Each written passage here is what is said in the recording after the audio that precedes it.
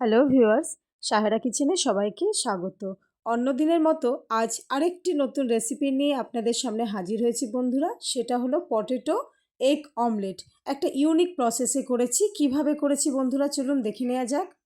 আমি একটা আলু নিয়ে নিয়েছি বড় সাইজে, সেই আলুটাকে ছিলে নিয়েছি। ছিলে নিয়ে আমি গ্রেটার সাহায্যে ভালো করে গ্রেট করে নিচ্ছি। গ্রেট করা হয়ে গেছে। এরপর এর মধ্যে আমি জল দিয়ে দেব, দিয়ে আমি এটাকে ধুয়ে নেব। ধোয়া হয়ে গেছে। এরপর ছাঁকনার সাহায্যে ছেঁকে এটাকে আমি রেখে দেব, জলটা যেন ঝরে যায়। এদিকে আমি একটা বোল নিয়েছি, সেই বোলে দুটো ডিমকে আমি ফাটিয়ে নেব। ডিমটা যখন ফাটানো হয়ে যাবে তখন আমি এর মধ্যে দিয়ে দেব হচ্ছে পেঁয়াজ কুচি, কাঁচা লঙ্কা কুচি, তারপর এর মধ্যে আমি দিয়ে দেবো হচ্ছে স্বাদ মতো লবণ। লবণটা যে যেরকম খান বন্ধুরা সেভাবে দেবেন।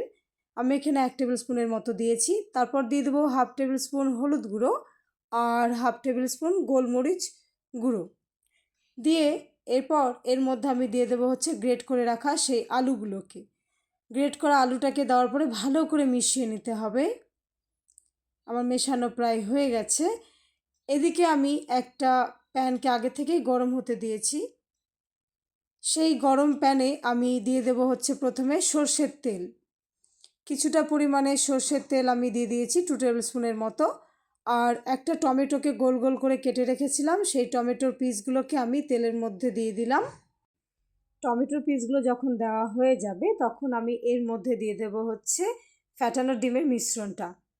ডিমের মিশ্রণটা দেওয়ার পরে আমি এটাকে ঢাকনা দিয়ে ঢেকে রেখে দেব 2 থেকে 3 মিনিটের জন্য। 3 মিনিট পরে ঢাকনাটা তুলে আমি এটাকে একটা প্লেট উপরে বসিয়ে দিলাম। তারপরে এটাকে আমি উল্টে দেব। উল্টে দিয়ে আবার প্যানটাকে আমি বসিয়ে দেব গ্যাসের উপরে, আর অপর সাইডটাকে এর মধ্যে আমি দিয়ে দেব। যে সাইডটা হয়নি আর কি, সেই সাইডটা আমি এর মধ্যে দিয়ে দিলাম। দিয়ে দেওয়ার পরে আবার ঢাকনা দিয়ে আমি 2 থেকে 3 মিনিটের জন্য অপেক্ষা করব। 3 মিনিট পরে ঢাকনাটা তুলে নিয়ে আমি এটাকে পরিবেশন করব। হয়ে গেছে আমাদের ইউনিক পটেটো এগ অমলেট বন্ধুরা।